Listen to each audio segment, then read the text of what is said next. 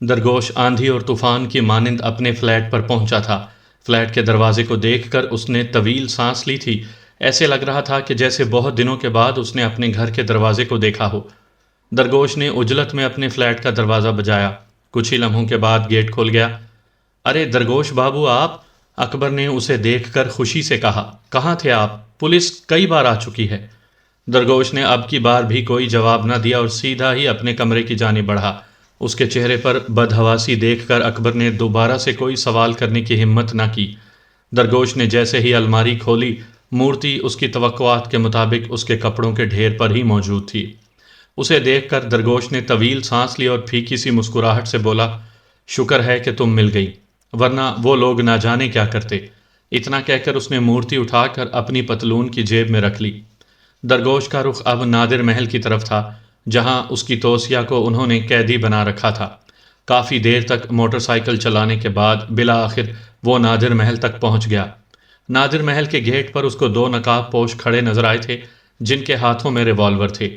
Mister درگوش، ہم آپ ہی کا انتظار کر رہے ہیں۔ مورتی لائے ہیں؟ ایک نقاب پوش نے اس کی طرف دیکھ کر کہا۔ درگوش کو نہ جانے کیوں اس کی آواز جانی پہچانی لگی تھی۔ ہاں لایا ہوں، مگر پہلے توسیہ پھر وہ مورتی۔ درگوش نے اپنے کندھے پر لٹکے ہوئے چمڑے کے بیگ کی طرف اشارہ کرتے ہوئے کہا۔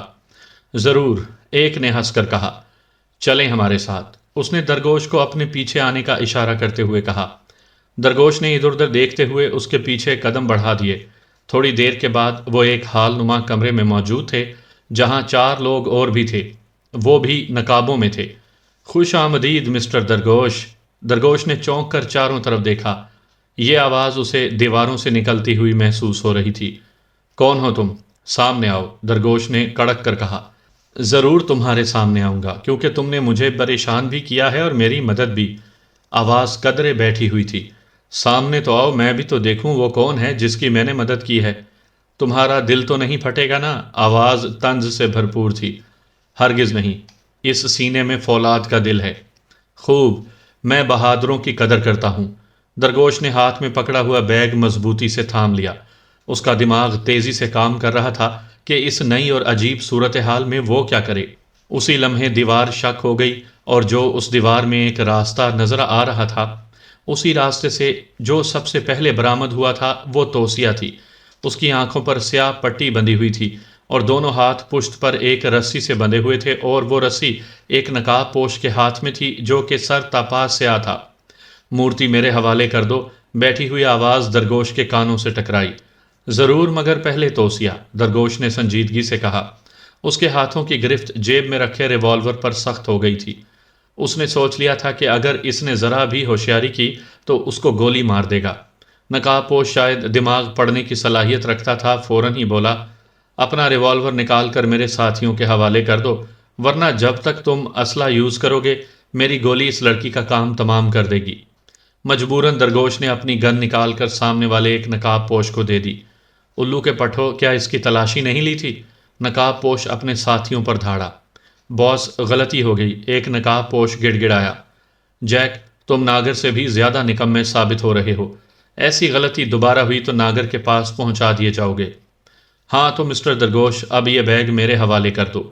نقاب پوش اپنے ساتھیوں سے نمٹنے کے بعد درگوش سے مخاطب ہوا۔ نہیں، پہلے میری توسیہ میرے حوالے کرو۔ نہیں، تم شرط رکھنے کی پوزیشن میں نہیں ہو۔ تم بیگ اچھالو، میں لڑکی چھوڑتا ہوں، نقاب پوش نے صفاقی سے کہا۔ درگوش یہاں بھی بے بس تھا۔ اس نے وہی کیا جو نقاب پوش نے کہا تھا۔ بیگ لیتے ہی نقاب پوش نے توسیہ کو دھکا دیا تھا۔ توسیہ سیدھی درگوش کی باہوں میں آ گری تھی۔ درگوش نے فوراً ہی توسیہ کو سنبھال لیا تھا اور اس کی پٹی اور ہاتھ کھول دیے تھے۔ پٹی اترتے ہی توسیہ نے چندیائی ہوئی آنکھوں سے درگوش کو دیکھا۔ مورتی تو مجھے مل گئی، اب میں چاہتا ہوں کہ تم کو ختم کر دوں مسٹر درگوش، مگر اس سے پہلے میں تمہاری ساری الجھنیں دور کر دوں۔ اتنا کہہ کر اس نے اپنے چہرے سے نقاب نوچ پھینکا۔ نقاب سے جو صورت باہر آئی اس کو دیکھ کر درگوش چونک اٹھا تھا، جبکہ توسیہ کے حلق سے چیخ نکل گئی تھی۔ جیک اور دوسرے نقاب پوش بھی حیرت میں پڑ گئے تھے۔ وہ سوچ بھی نہیں سکتے تھے کہ یہ آدمی ان کا باس ہو سکتا ہے۔ بابا آپ! توسیہ چلائی۔ مجھے پہلے ہی شک تھا بڑے سرکار کہ تم ہی باس ہو۔ لعنت ہے تم پر، جس کو بیٹی کہتے ہو اسی کو اغوا کیا۔ یہ میری بیٹی نہیں ہے اور میرا نام مانینی ہے۔ اس لڑکی سے تو میں بہت پیار کرتا ہوں، ساری زندگی اسی سے پیار کیا۔ بڑے سرکار نے ہنس کر کہا۔ کیا؟ اب حیرت کی باری درگوش کی تھی۔ ہاں، میری محبت اس سے 12 سال پرانی ہے۔ کیا بکواس ہے!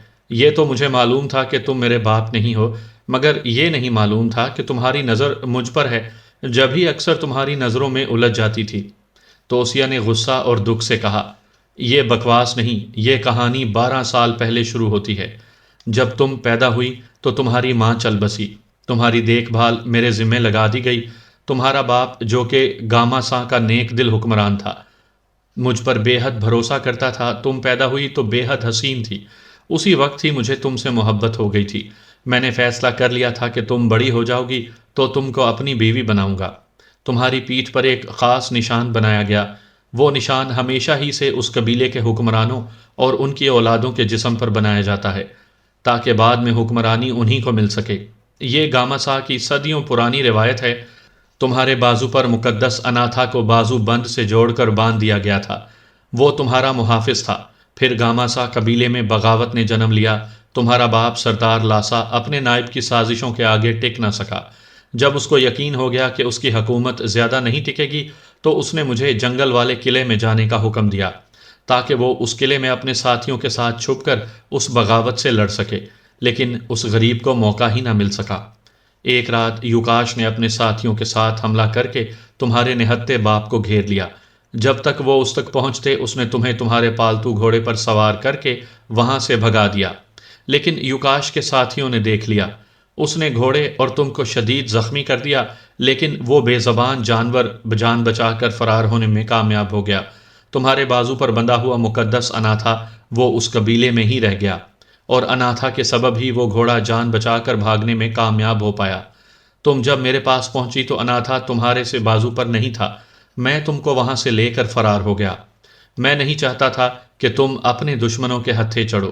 وہاں سے فرار ہونے کے بعد میں ریلوے پلیٹ فارم پر پکڑا گیا اور پولیس نے مجھے بچی کے اغوا کے جرم میں گرفتار کر لیا۔ پھر میں 4 پولیس والوں کو مار کر وہاں سے فرار ہو گیا اور تم کو لے کر دیو نگر آ گیا۔ زندگی گزارنے کے لیے میں نے منشیات فروشی، سمگلنگ اور دیگر جرائم کا سہارا لیا اور بڑا آدمی بن گیا۔ ہاشم دارا میرے ہی کہنے پر لڑکیاں اغوا کرتا اور ان کو بیرون ملک فروخت کر دیتا، اور وہ گھنٹی کی آواز جو ایک بار تم نے اور توسیہ نے سنی تھی، وہ اس بات کا اشارہ تھی کہ نئی لڑکیاں آ چکی ہیں۔ یہ سارا کام ہاشم کے سپرد تھا، وہی اس کی نگرانی کرتا تھا، لیکن وہ ایک بے وقوفی کے سبب پکڑا گیا۔ اس نے اپنی اغوا کی ہوئی لڑکی کے ساتھ زیادتی کی اور اس کو مار ڈالا۔ انسپیکٹر جبران نے ہی اس کو گرفتار کیا تھا۔ پھر جب جبران سے بدلہ لینے کے لیے میں نے جیولری سٹور لوٹنے کا پلان بنایا اور میں کامیاب ہوا اور جبران میرے ہاتھوں مارا گیا۔ جبران کو تم نے مارا؟ درگوش نے چلا کر کہا۔ صبر، کہانی ختم نہیں ہوئی۔ جبران کو تو مرنا ہی تھا۔ یہ دنیا فرض شناسوں اور ایمانداروں کے لیے نہیں۔ ہاشم دارا کو بھی مجھے مروانا پڑا، کیونکہ وہ پولیس کی نظروں میں آ چکا تھا۔ اس کو تمہارے ذریعے چھڑوانے کا مقصد بھی یہی تھا۔ مجھے ڈر تھا کہ اس کو جیل میں سچ کی الٹی نہ ہو جائے۔ پھر گاماسا میں جو میرے وفادار تھے وہ اناتھا کو مسلسل ڈھونڈ رہے تھے۔ ایک روز وہ انہیں مقدس مندر میں مل گیا، جہاں اناتھا توسیہ سے جدا ہونے کے بعد از خود پہنچ گیا تھا۔ جب بھی کوئی محافظ اپنے آقا سے جدا ہوگا تو از خود اسی جگہ پہنچ جائے گا جہاں سے وہ لایا گیا تھا، پھر اس کو وہاں سے وہی ہلا سکتا ہے جس کا وہ محافظ ہے۔ میرے ساتھیوں نے اناتھا کو وہاں سے ہلا تو دیا، لیکن اناتھا غصے میں آ چکا تھا۔ جب اناتھا کو لانچ کے ذریعے سے اسمگل کر کے لایا گیا تو اس کو پہلی بار تم نے چھوا۔ توسیہ کے جسم کی خوشبو تمہارے اندر موجود تھی۔ اس کو سونگھ کر اس نے تم کو کچھ نہ کہا، مگر اس کی قوتیں مسلسل توسیہ کو ڈھونڈتی رہیں اور مندر سے ہٹانے کے جرم میں وہ بے گناہوں انسانوں کی بھیٹ لیتا رہا۔ جنہوں نے اس کو مندر سے ہٹایا اور جس لانچ کے ذریعے وہ لایا گیا وہ سب کے سب مارے گئے۔ لانچ والا لانچ سمیت سمندر میں غرق ہو گیا، اور وہ میرے ساتھی جنہوں نے اناتھا کو وہاں سے ہٹایا تھا پراسرار طور پر مارے گئے، اور اب وہ میرے پاس ہے۔ بڑے سرکار نے طویل سانس لے کر اپنی بات مکمل کرتے ہوئے کہا۔ تم نہایت ہی نیچ انسان ہو بڑے سرکار، مگر میری الجھن ابھی دور نہیں ہوئی کہ تم اناتھا کو کیوں ڈھونڈ رہے تھے، درگوش نے کہا۔ اچھا سوال ہے، بڑے سرکار نے مسکرا کر کہا۔ میں اس مقدس سانپ کی مدد سے دوبارہ جوانی حاصل کروں گا۔ توسیہ جس کا اصل نام عرشی ہے، میں اس سے شادی کروں گا۔ گاماسا کا وہ خزانہ جس کی قیمت تقریباً 10 کروڑ روپے ہے، جو اس کے باپ نے بغاوت کے خوف سے کہیں چھپا دیا تھا، اس کو ڈھونڈوں گا اور چین کی زندگی گزاروں گا۔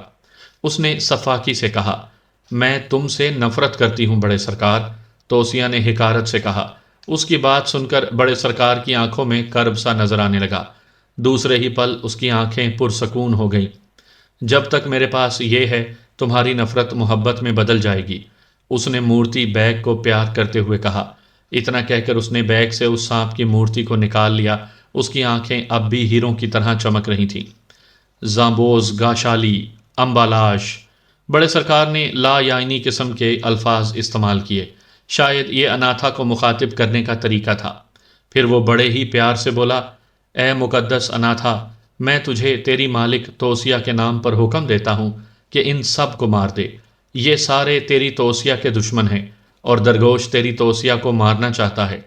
بڑے سرکار نے اس مورتی کو چوم کر کہا۔ پھر دوسرے ہی لمحے سب کی آنکھیں حیرت سے پھیل گئیں، کیونکہ بڑے سرکار کے ہاتھ میں ایک زندہ سنہرا سانپ بل کھا رہا تھا۔ پھر وہ ہوا جو کسی نے سوچا نہ تھا۔ اس نے اناتھا کو اپنے ساتھیوں کی سمت اچھال دیا۔ اس کے ساتھی اس افتاد سے بوکھلا گئے اور یہاں وہاں بھاگنے لگے تھے۔ ایک نے فائر بھی کھول دیا تھا، مگر اناتھا نے ان کو موقع ہی نہ دیا تھا۔ درگوش اور توسیہ نے حیرت انگیز منظر دیکھا۔ جیکی اور اس کے تمام ساتھیوں کے چلانے کی آوازیں بڑی ہی دل دوز تھیں۔ پھر دیکھتے ہی دیکھتے وہ سارے اناتھا کی صفاکی کا شکار ہو گئے۔ ان کی نیلی لاشیں ان کی وفاداری کا منہ بولتا ثبوت تھیں۔ بڑے سرکار کے چھت شگاف کہہ کہے پورے حال میں گونج رہے تھے۔ اب وہ سانپ قہر برساتا ہوا درگوش کی جانب بڑھ رہا تھا۔ توسیہ پتھر بنی یہ سب دیکھ رہی تھی۔ اس سانپ اور درگوش کے درمیان کا فاصلہ کم ہی ہوتا جا رہا تھا۔ پھر جو ہوا وہ بڑے سرکار نے سوچا ہی نہ تھا۔ درگوش اور اس سانپ کے درمیان توسیہ آ گئی۔ اناتھا توسیہ کو دیکھ کر اسی جگہ رک گیا۔ اس نے اپنا پھن زمین سے لگا لیا تھا۔ زامبوز گاشالی امبالاش، اے میرے مقدس محافظ، یہ میرا دشمن نہیں، یہ میرا آقا ہے۔ میرا دشمن وہ ہے، اس نے بڑے سرکار کی طرف اشارہ کرتے ہوئے کہا۔ اب سانپ کا رخ بڑے سرکار کی طرف ہو گیا تھا۔ وہ تیزی سے رینگتا ہوا بڑے سرکار کی جانب ہی بڑھ رہا تھا۔ یہ کیا کر رہی ہو تم؟ وہ چلایا۔ میں تم سے نفرت کرتی ہوں، نفرت، صرف نفرت، توسیہ نے حکارت سے کہا۔ درگوش نے دیکھا کہ یہ سب سننے کے بعد بڑے سرکار کے چہرے پر قبرستان کا سا سناٹا چھا گیا۔ اس سناٹے کو وہ سمجھتا تھا، ایسا سناٹا تب پیدا ہوتا ہے جب سب برباد ہو جائے۔ توسیہ اناتھا سے کہو، اس کو مت مارے۔ درگوش نے پھیکی سی مسکراہٹ سے کہا، مگر کیوں؟ میں نے کہا نا، یہ اپنی سزا قانون سے حاصل کرے گا۔ ذلت اور رسوائی اس کا مقدر ہے۔ اچھا، توسیہ نے مردنی سے کہا۔ پھر اس نے اناتھا کو روک دیا۔ اناتھا واپس مورتی میں تبدیل ہو چکا تھا۔ بڑے سرکار نے چونک کر ان دونوں کی جانب دیکھا تھا۔ پھر اسی لمحے پولیس کے جوان اندر داخل ہوئے تھے۔ ان کی سربراہی ڈی ایس پی کر رہا تھا۔ اس نے بڑے سرکار کو گھٹنوں کے بل جھکے دیکھا اور اس کے 4 ساتھیوں کی لاشیں بھی دیکھی تھیں۔ بڑے سرکار کی آنکھوں میں عجیب سا سناٹا تھا، ایسا سناٹا جو طوفان آنے سے قبل ہوتا ہے۔ آخر تم 12 برس بعد مل ہی گئے، ڈی ایس پی نے مسکرا کر بڑے سرکار سے طنزیہ لہجے میں کہا۔ اتنا کہہ کر وہ توسیہ اور درگوش کی جانب بڑھ گیا، جبکہ حماد ان لاشوں کا جائزہ لے رہا تھا۔ اسی لمحے ایک فائر کی آواز گونجی تھی۔ آواز بڑے سرکار کی طرف سے آئی تھی۔ سب نے چونک کر اس کی سمت دیکھا تو اس کے ہاتھ میں ریوالور تھا اور اس کی کنپٹی سے خون بہہ رہا تھا، جو کہ زمین پر پھیل چکا تھا۔ اس نے خودکشی کر لی تھی۔ سب ہی اس کی جانب بڑھے تھے۔ میں توسیہ سے معافی مانگنا چاہتا ہوں۔ میں چاہتا ہوں کہ تم مجھ سے نفرت نہ کرو۔ محبت تو نہ عمر دیکھتی ہے نہ ذات۔ تم میرے قریب تھیں تو دل کو سکون تھا۔ تمہارے بغیر یہ زندگی موت سے بھی بدتر ہے۔ جب تک زندہ رہا تمہاری محبت میں، اب مروں گا تو تمہاری ہی بڑے سرکار اپنی بات مکمل بھی نہ کر سکا اور اس کی آنکھیں بے نور ہو گئیں۔ توسیہ سمیت سب لوگ اس لاش کو حقارت بھری نظروں سے دیکھ رہے تھے، مگر شاید درگوش کی نظروں میں ہمدردی تھی۔ وہ جانتا تھا محبت کرنے والوں کی نظر میں رائٹ اور رونگ کچھ نہیں ہوتا، بس ہوتی ہے تو صرف محبت۔ درگوش کی نظریں ان بے نور آنکھوں پر تھیں جو اب بھی توسیہ کو دیکھ رہی تھیں۔ شاید مرنے سے پہلے وہ توسیہ کے سراپے کو اپنی نگاہوں میں قید کر لینا چاہتا تھا۔ سامعین کرام، آپ سن رہے تھے ایک پراسرار اردو کہانی جس کا نام تھا راز۔ یہ اس سلسلے کی آخری قسط تھی۔ مجھے امید ہے آپ کو میری یہ کاوش پسند آئی ہوگی۔ آپ نے اگر ابھی تک میرا چینل کہانی گھر سبسکرائب نہیں کیا تو ابھی میرے چینل کو سبسکرائب کر کے بیل نوٹیفیکیشن آن کر لیجئے تاکہ آنے والی ہر نئی کہانی کی اطلاع بروقت آپ تک پہنچ سکے۔ نہ جانے کیوں درگوش کا دل اداس سا ہو گیا تھا۔ محبت کرنے والوں کے یہاں ایسے انجام کی ریت پرانی ہے۔ توسیہ، اب تم اناتھا کو واپسی کا حکم دے دو، درگوش نے توسیہ سے کہا۔ نہ جانے کیوں بڑے سرکار کی لاش دیکھ کر اس کا دل رنجیدہ ہو گیا تھا۔ توسیہ آگے بڑھی اور مورتی کو بیگ میں ڈال کر سرگوشی کی اور پھر اٹھ کھڑی ہوئی۔ چند ہی لمحات کے بعد سب نے بیگ کھولا تو اناتھا اس میں نہیں تھا۔ غلام نے اپنے آقا کا حکم مان لیا تھا اور وہ اپنی منزل کی طرف روانہ ہو چکا تھا۔